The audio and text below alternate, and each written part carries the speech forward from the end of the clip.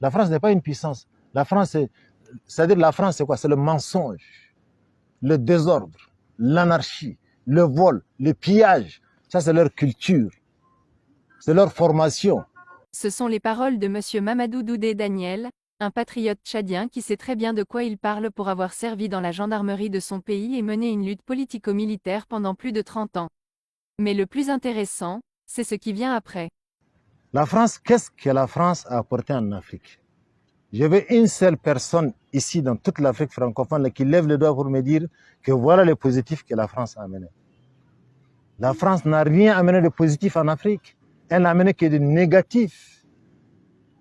Ce qui se passe aujourd'hui en Afrique francophone, le cas du Mali, la Côte d'Ivoire et le Sénégal, c'est l'histoire qui se répète. C'était les Senghor, les Houphouët, en bon marionnette de l'impérialisme qui ont combattu Modibo Keïta.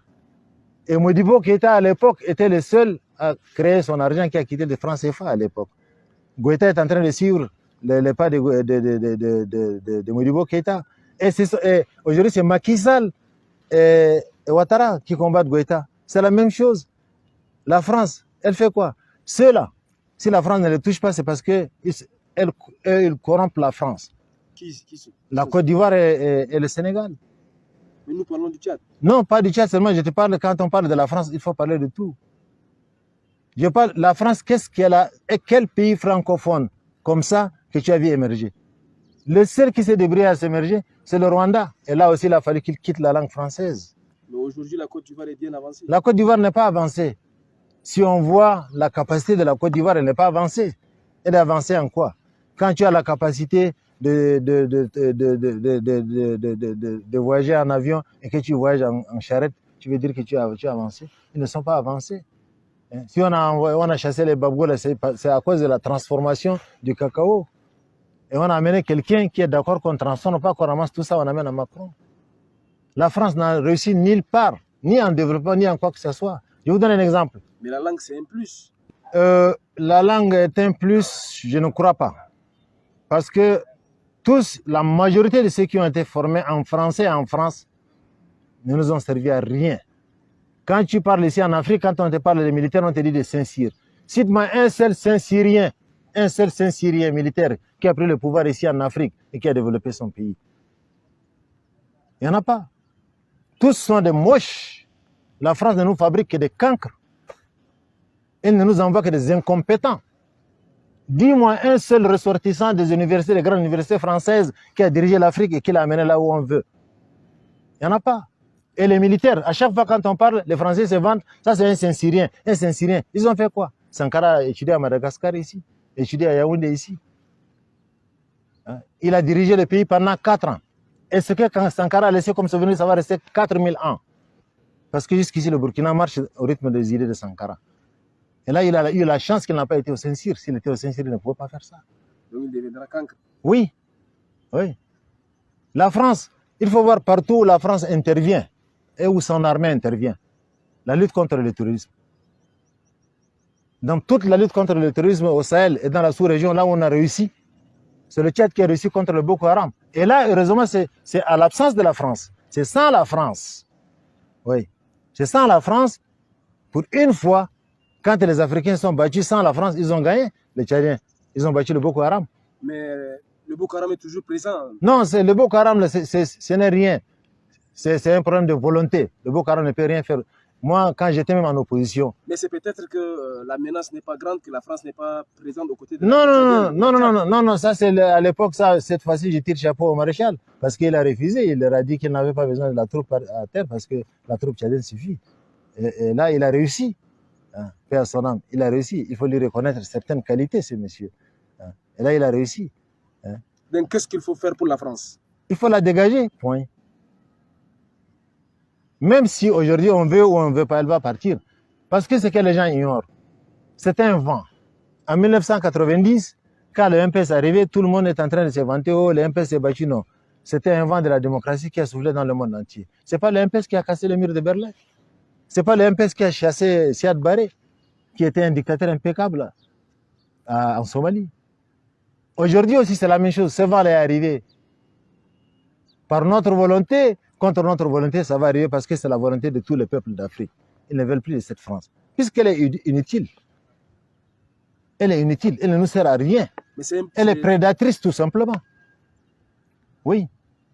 Mais donnez-moi un seul exemple de ce que la France a fait de positif ici au Tchad. C'est où? Nos sociétés, c'est elle qui l'a tué avec son ajustement structurel. Quelle société? Toutes nos sociétés, est-ce qu'il existe encore une? Moi, j'ai assisté au dernier marché de coton à l'époque. Les paysans, nos paysans, là, quand on achète le coton comme ça, c'est des billets craquants. C'est des gens qui, le jour où ils gagnent ils vendent son coton, ils s'habillent comme toi. Ils montent ta dernière moto, le dernier cri, ils montent ça, les paysans. Mais c'est grâce au franc CFA. Hein? Mais le franc CFA, c'est notre franc, c'est pas le franc de la France. Mais il est fabriqué en France. Non, mais ça, c'est. Garanti par la France. Ouais, mais ça, c'est rien. Non, garanti, mais maintenant, l'Afrique de l'Est, les gens, ils ont rapatrié leurs sous. Parce que la population a pompé, ils ont rapatrié leurs sous en Afrique de l'Est. En Afrique centrale, vous allez rester comme ça, 52 ans. Ça ne va pas bouger. Mais ne faut-il pas seulement revoir la coopération? Quelle coopération? Une puissance. Une puissance? Mondiale. Non. C'est là où vous vous trompez, vous, la francophone. Elle n'est rien. Elle n'est même pas un soulier dans le monde. Quelle puissance? Maintenant, les hommes sont en train de parler dans le monde, là. Est-ce que Macron parle? Les puissances, on les voit aujourd'hui. La France n'est pas une puissance. La France, c'est-à-dire la France, c'est quoi? C'est le mensonge, le désordre, l'anarchie, le vol, le pillage. Ça, c'est leur culture. C'est leur formation. Voilà. Tout ce que nous voyons ici en Afrique francophone, là, c'est la culture française. C'est l'éducation française. La France n'est pas une puissance. Elle est une puissance pour ceux qui croient en elle. La France n'est rien. La France. La preuve est là. Aujourd'hui, quand les grands hommes parlent, les Poutine parlent dans le monde, où est Macron? La France n'est rien. La France est quelque chose pour ceux qui croient en elle. Mais nous autres, nous ne croyons pas à la France. Mais est-ce que la Russie est une solution pour les pays africains? On voit dans même la dernière manifestation de mai 2022, Ouattara a brandi les drapeaux russes. Est-ce que la Russie est une solution pour nos problèmes? Non. Non. La Russie est une solution. Aucune solution ne viendra, j'avais déjà dit ça. Aucune solution à nos problèmes ne viendra ni de l'Orient ni de l'Occident. Ça vient de nous-mêmes, c'est un problème de volonté. C'est un problème de volonté. C'est l'année dernière, là, je crois, le Mali a tapé, c'est le Mali, ou le Burkina a tapé 750 000 tonnes de coton. Le Mali? Oui, 750 000 tonnes de coton. C'est ce que Tombouctou a voulu faire quand il avait créé Kalgoua. 750 000 tonnes de coton. Nous, ici au Tchad, on peut faire ça. Mais sans l'apport de la France. On peut faire ça. Sans l'apport de la France. La Russie, elle est une solution pour ceux qui sont dépassés, pour ceux qui sont désespérés, qui ne trouvent pas un autre moyen. Mais au Mali, l'exemple est là. Au Mali, la Russie a montré qu'elle est utile. Puisque depuis 2012 jusqu'au moment où les Maliens ont chassé la France, les Français ont empêché à l'aviation militaire malienne de se lever pour aller combattre. À chaque fois qu'ils veulent se lever, ils disent non, laissez ça, on va faire. Mais ils font le contraire. Ils ne rendent jamais service à l'armée malienne, ils rendent ça à leurs alliés et leur fabrication. Mais la Russie est venue et les a aidés. Donc quand les gens ils se tournent vers la Russie, c'est comme par exemple quand... Toujours les terroristes sont présents au Mali. Non, mais ils vont partir. Ils sont pas venus en 2 minutes. Ils sont venus progressivement. Ils vont partir aussi progressivement. Pour ça, il n'y a pas de doute. Pour ça, il n'y a aucun doute. J'ai confiance en Assimi Goïta avec ses 4 colonels. Ces 5 officiels, j'ai confiance en eux. Toute l'Afrique a confiance en eux. Voilà. Et maintenant, il y a le petit capitaine là qui vient d'arriver aussi. Il fait notre fierté. Ça va arriver. Ça va arriver.